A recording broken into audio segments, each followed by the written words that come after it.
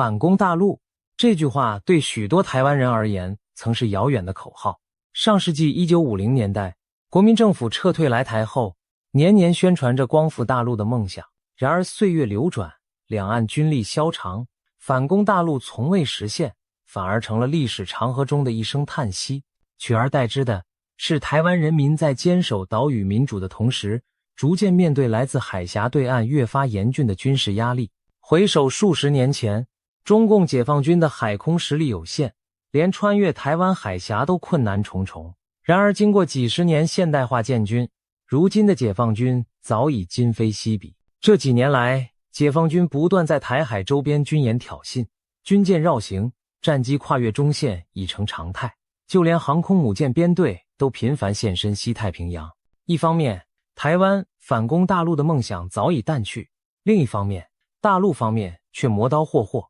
武统台湾的威胁日趋真实，两岸形势几乎倒转。从前是台湾想登陆大陆，现在却是中国大陆扬言要攻占台湾。面对这样的现实，不禁让人疑惑，昔日那句反攻大陆，难道真的彻底成为笑谈了吗？还是说，在未来某种剧本中，这个遥不可及的场景有可能意外上演？特别是近年来，中共领导人多次强调2027年这个时间点，那一年是解放军建军100周年，也是他们设定要将军队全面现代化的目标年份。前美军印太司令戴维森更在2021年警告，中共可能会在2027年前后对台动手，种种迹象让2027年被视为台海安全的关键年份之一。那么如果北京当局真在2027年铤而走险，武力犯台，结果会如何？最近网络上疯传的一个消息让人眼睛一亮，据称美国智库的一场兵棋推演显示，中共若在2027年对台湾发动侵略，最终不仅攻不下台湾，反而惨遭美军反杀，战火甚至可能延烧到中国本土。这仿佛是历史的大反转，侵略者偷鸡不着蚀，把米自己挨了当头一棒。消息一出，许多网友惊呼，难道传说中的反攻大陆真的有谱？这究竟是以讹传讹的网络狂想，还是有理有据的兵推结果？我们今天就来聊聊这个话题。先来看看这场引发热议的兵棋推演到底说了什么。这项推演并非空穴来风，而是来自美国华盛顿知名智库战略暨国际研究中心 CSIS 在2023年发布的一份报告。CSIS 集合军事专家，模拟了中国武力犯台的各种可能情境，足足设计了24种不同剧本，反复推演。推演的胜败判定也很直接，中共方面必须完全占领台湾才算胜利，反之，只要台湾在美日协助下成功抵抗，不被北京控制，就是台湾一方的胜利。结果出乎很多人意料，24次推演里，中共仅在2种极端情境下取胜，其余22次统统失败。换句话说，在绝大多数情况下，中国解放军都无法成功控制台湾。而且就算是在那22次失败中，中共表现最好的剧本里，他们一度占领的台湾领土面积还不到1/4，也就是勉强登陆了几个滩头，推进有限。其余大部分剧本更是连登陆都遭重挫，根本无法立足。那么中共哪2种情境下才勉强赢了呢？原来唯一让解放军取得胜利的剧本，就是美国没有军事介入，以及日本保持中立，不提供任何支援。换言之，只要美国袖手旁观不出兵，或者日本不让美军使用其在日基地，解放军才有可能占上风。这点揭示了什么？揭示了美日同盟在台海防卫中的决定性作用。报告强调，假如没有美日的积极介入，以中国号称200万正规军对比台湾不到20万正规军的悬殊兵力，台湾要单独撑住几乎不可能。美军和日本自卫队的加入等于扭转了战场天平。我们不妨想象其中一个典型推演场景：2027年某日凌晨，中共对台发动突袭，大批东风飞弹划破夜空，直取台湾的防空与雷达阵地。台北、新北、高雄等城市接连传出巨响，关键军事设施遭受打击。解放军的东风飞弹、巡弋飞弹如暴雨倾泻，试图瘫痪台湾指挥中枢。紧随其后，解放军出动庞大的2栖登陆舰队，数十万大军在战机与军舰火力掩护下朝台湾本岛海岸逼近。一场存亡决战似乎拉开序幕。然而战争从来不是单方面的剧本，台湾早有准备，第一时间启动了完整的防空网和备战计划。爱国者飞弹阵地迅速拦截来袭导弹，自制的熊2、熊3反舰飞弹也齐射，朝着海峡上的解放军舰队狠狠扑去。国军三军严阵以待，岸防飞弹、火炮在滩头蓄势待发。尽管中共飞弹造成了损伤，台湾的指挥体系依然稳定运作，各地部队按照预案分散隐蔽，避免在第一波攻击中被端掉。随着解放军舰队越过海峡中线，一场恶战正式展开。此时，美日的行动对整个战局产生了决定性影响。美国太平洋舰队迅速介入，远在关岛和日本的美军基地立刻升空， F-35战机和 B-1B 轰炸机支援。停泊在第一岛链附近的美军核潜艇早已潜伏多时，悄然游弋到中国舰队必经之路。随着一声令下，潜艇发射的鱼雷和潜射飞弹如幽灵般袭向解放军的登陆船团，几艘两栖登陆舰闪避不及，被鱼雷击中后腾起巨大的水柱，船身断裂下沉，数千名解放军官兵随着猛烈的爆炸坠入冰冷的海水中，损失惊人。不仅如此，美军的隐形战机与轰炸机也在空中发威。F-35C 隐形战机从航母甲板呼啸升空，绕到解放军舰队上空，投下致命的精确制导炸弹。不少解放军护航军舰突然发生连串爆炸，甲板烈焰冲天，那些炸弹精准命中弹药库和引擎室，让巨舰顷刻瘫痪。远程而来的 B-1B 轰炸机更是发射一连串远程反舰导弹，专挑大型目标痛击。在猛烈的多方夹击下，中国舰队损失惨重，一些运输船甚至还未靠近台湾海岸，就被成片的残骸与浓烟所淹没。当然，解放军也非束手待毙，他们启动反舰弹道飞弹、杀手锏，试图锁定美军航母的位置。一枚枚东风、21D 和东风、26反舰导弹冲天而起，瞄准远处海域的美军舰队袭来。美军航母战斗群立刻展开密集电站干扰和末端拦截，拦截弹在高空连环炸裂，将部分来袭导弹拦下，但仍有漏网飞弹如陨石般高速坠落，直扑航母而去。剧烈的爆炸声中，一艘美国航母不幸中弹，甲板烈火熊熊，舰体开始倾斜，官兵奋力抢修，但伤势过重，最终这座海上巨兽无奈地下令弃船，数千美军将士被迫跳海逃生。美军也尝到了惨痛的代价。随着战事推进，解放军即便付出巨大代价，仍试图强行登陆部分兵力在台湾海滩，但真正严峻的考验才刚开始。台湾本岛崎岖的地形和复杂的防御网络，正等着耗尽侵略者最后的精力。解放军即使一度在某些滩头打上来了数万人，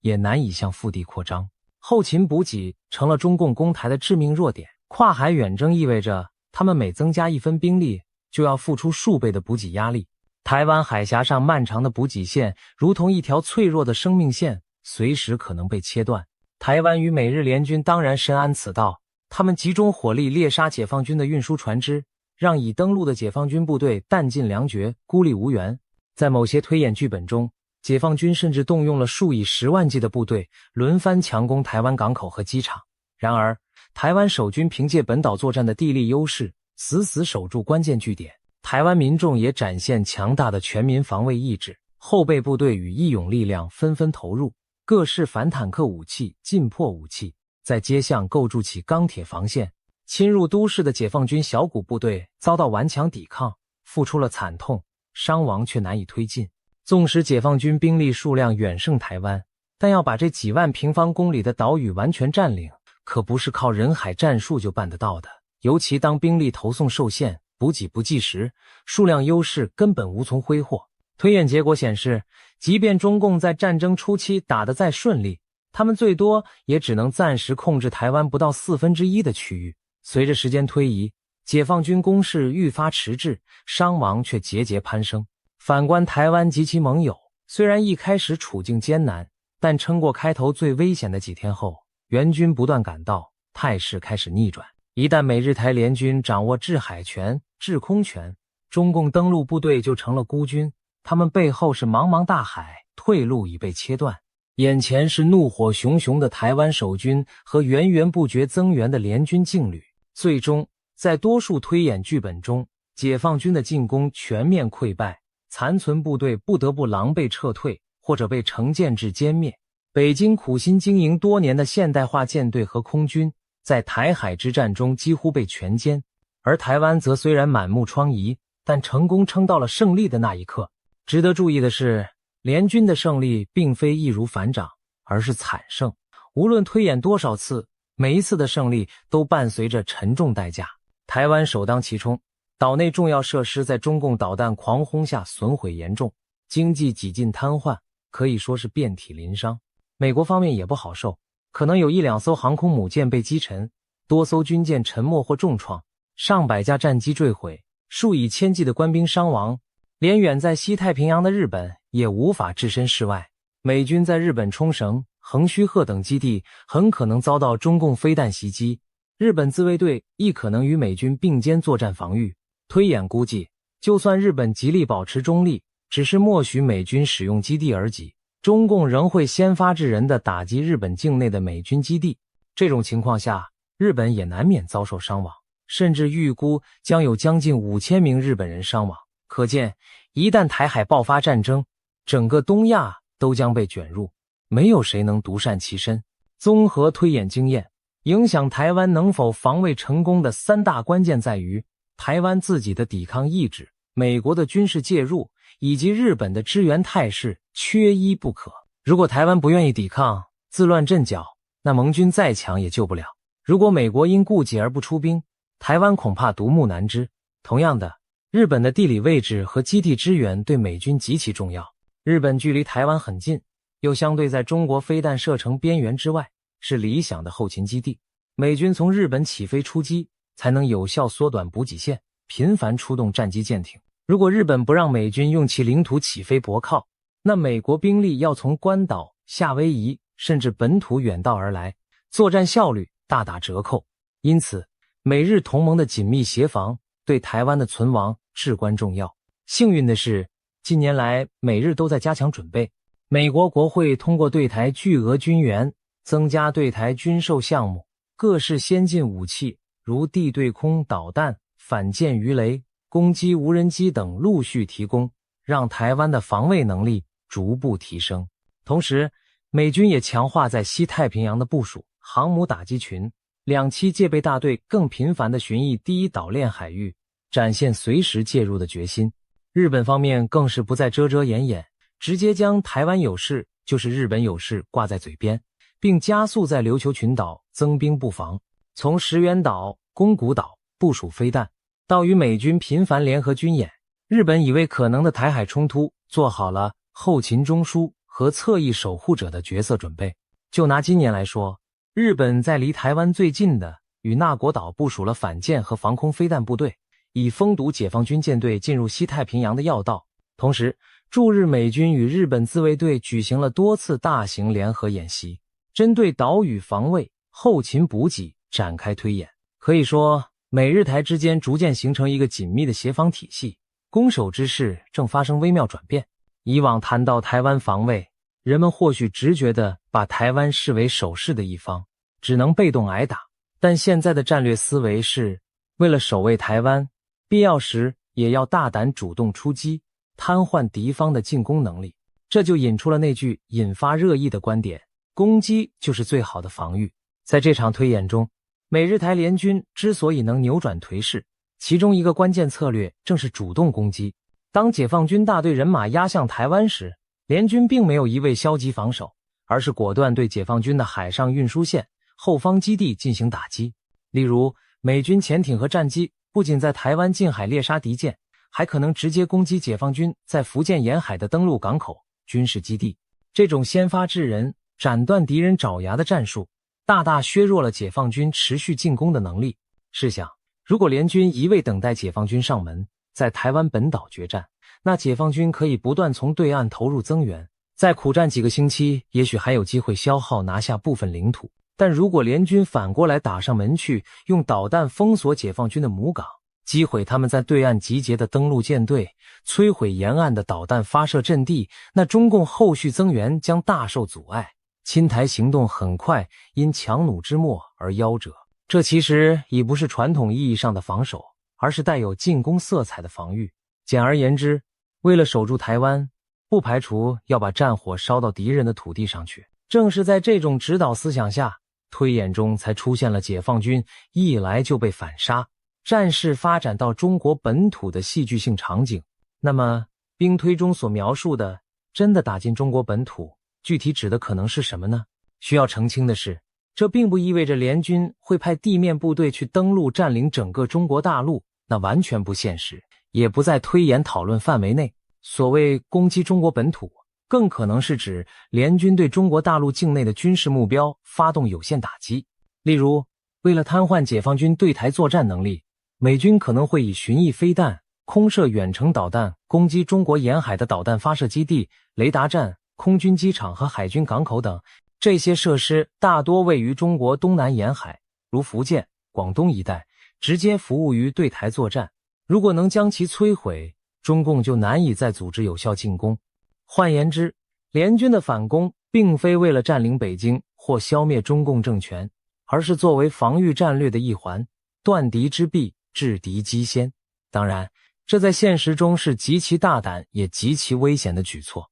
因为对中国本土目标开火，无疑意味着战争重大升级。中共虽然在对外宣传中一再声称绝不首先使用核武，但真当本土遭受打击、生死存亡之际，有没有可能改变核武使用决策？谁也不敢100%打包票。一旦升高到核战争，那将是毁灭性的灾难。这也是为何许多军事专家谈及台海冲突时，都把核风险考虑在内。西方国家固然有能力重创解放军，但却忌惮逼急了北京当局，使其毛狠动用核武器。同样地，北京也清楚对美日开战存在核冲突风险，轻易不敢越雷池一步。双方这种互相确保毁灭的恐怖平衡，或许正是维系台海至今未爆发战争的重要原因之一。但在 CSIS 的兵推中，为了聚焦常规作战，他们假定各方都不使用核武。在这个前提下，许多过去投鼠忌器的行动就变得可行。例如，美军可以理论上放心大胆地打击解放军位于厦门、泉州、汕头等地的前进基地，而不担心立刻引来核报复。同样，中共也可以肆无忌惮对关岛、冲绳的美军基地狂射飞弹，而不怕美国因此丢核弹。这当然是简化了的理想化假设，但对推演而言必要，否则一开局扔核弹就没得模拟了。然而现实不是电脑游戏，真实战争中谁都无法保证核武绝不会出场，所以兵推显示的常规战果只能说明在核武按兵不动这个大前提下，哪方能取得优势，而不能保证真打起来就不会有人孤注一掷。撇开核战风险不谈，如果中共侵台失败，元气大伤，联军是否会顺势扩大战果，直接对中国大陆本土发起更大规模的攻势呢？例如，有没有可能乘胜追击，协助中国境内反共势力推翻中共政权，来个彻底解决问题？一些网友脑洞大开，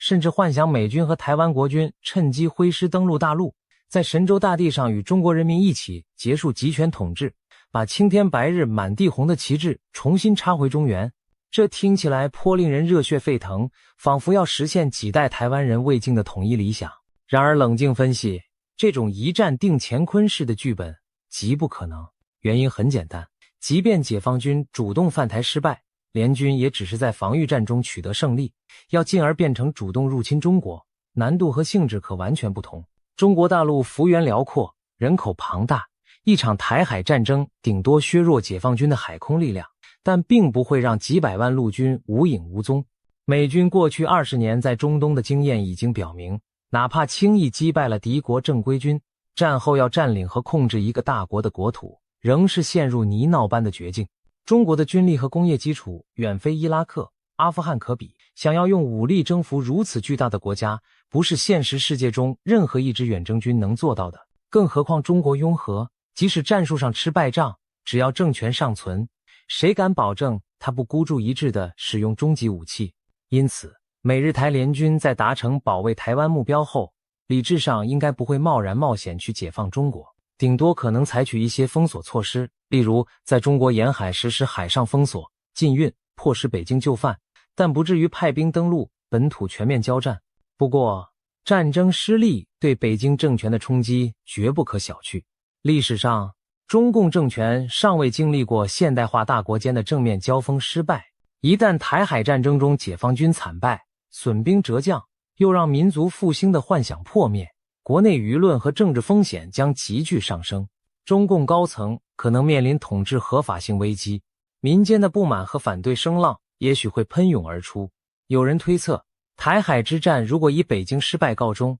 极端情况下可能动摇中共政权的稳固，也许不是联军上门推翻它，而是他们自己内部发生政变或崩溃。毕竟在集权国家，攘外必先安内，外战失败常常引发内斗。例如1982年的阿根廷军政府，因为在福克兰战争惨败于英国，很快就在国内压力下垮台。中共若武统台湾失败，也有可能面临党内强硬派对领导人问责，甚至权力斗争的局面。届时，中国内部或许陷入动荡，反而给了台湾与国际社会一个历史机遇，来推动中国向新的方向转型。这种结果也可被视为广义上的反攻大陆成功，不是以武力征服，而是以间接方式终结了中共对大陆的统治，使得台湾长期威胁解除，甚至两岸有机会在民主自由的基础上重新谈未来。当然，这一切目前都只是猜想，没有人会天真的认为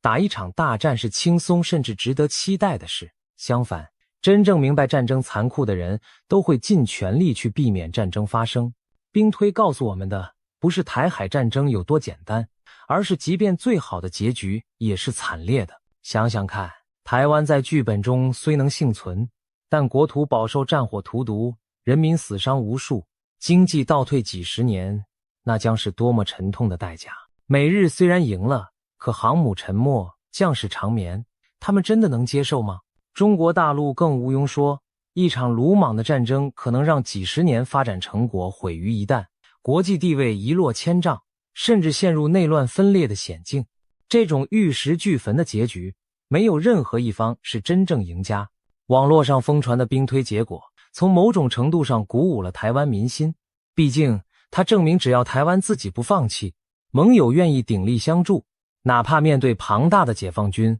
仍有很大希望守住家园。这无疑是在近年灰暗的两岸氛围中，为台湾带来了一丝振奋人心的亮色。许多人看了都说出一口气，原来中共没那么神，犯台也会吃大败仗。甚至有人兴奋地表示，兵推结果让他们对实现反攻大陆、终结中共统治重新燃起了一点幻想。然而，我们也必须提醒自己，兵推始终是兵推，真实世界的变量比推演复杂得多。中共真的会在2027年冒险开战吗？美国总统届时是否有足够政治意志和国内支持来出兵驰援台湾？日本社会会不会因害怕战争而动摇立场？这些都充满未知数。中共方面目前陷入两难，一方面他们对武力犯台有所准备和企图心，但另一方面也深知胜算没有对外吹嘘的那么高。正因为看过各种推演结果，北京其实很忌惮台湾有事变成中共噩梦。这几年解放军加紧军演施压，更多是企图以不战而屈人之兵的方式恐吓台湾就范。真要他们选择开战时机，必然慎之又慎。毕竟一旦开战，就没有回头路了。如果速战速决拿下台湾还好说，万一演变成兵推那样焦灼惨烈，最后自己栽了跟头，那习近平政权面临的就不仅是颜面扫地，而可能是政权崩解的危机。这对中南海的统治者来说是最可怕的下场。从这角度看，兵推的下阻作用或许比鼓舞作用更大。他在警告北京，别轻举妄动，攻台可能赔上你们自己。对台湾而言，也应以平常心看待兵推。胜利纸上谈兵的胜利绝不保证真实战场能复制相同结果，台湾不能因此掉以轻心，以为高枕无忧。一场战争的输赢还取决于士气、指挥、运气等难以量化的要素。台湾更重要的是继续加强自我防卫实力，巩固对外安全合作，务必让中共切实感受到动武必败的强大威慑。唯有敌人相信打不赢，他才不敢打。兵推的价值正在于此，告诉世人中共不是不可战胜的，同时也促使我们正视自身不足，加紧补强短板。像报告中就明示，台湾在飞弹储备、后备动员等方面还有很大提升空间，需要未雨绸缪，在和平时期做好万全准备，才能在战时避免最坏结果。最后回到那个戏剧性的问题，反攻大陆真的有谱吗？也许真正值得期盼的反攻，不是战火中的你死我活，而是人心中的觉醒与变革。台海两岸未来的光明前景，不应建立在战争的废墟上，而应寄望于和平转机的出现。或许有一天，中国大陆内部出现重大变化，民主力量兴起，两岸终能在平等自由的基础上坐下谈判，那才是对历史伤痛最好的疗愈。届时不需要炮火，反攻大陆自然水到渠成，因为那时的大陆已经不再是威胁台湾的集权大陆，而是追求民主的富强大陆。总而言之，兵棋推演给了我们信心，也给了我们警惕。信心在于，面对强敌，只要我们团结自强，妥善运筹，并获得盟友澳援，就有机会化险为夷，甚至让野心家自食恶果。警惕在于，战争从来残酷无情，就算最终打退了敌人，我们也将付出巨大的代价。台湾所处的是风暴边缘，我们没有挑衅声势，但必须随时准备应变。展望2027年，愿这场风暴永远不要真正降临。我们追求的从不是什么以战止战的辉煌，而是两岸人民都能共享和平安宁的生活。让兵推永远只停留在推演，让反攻大陆永远只是历史剧本中的想象，而不必成为血泪交织的现实。因为真到了那一步，就算我们赢了战争，人类也都输了未来。和平珍贵，务必珍惜。让我们以实力守护和平，用智慧避免战争，这才是对所有炎黄子孙最好的交代。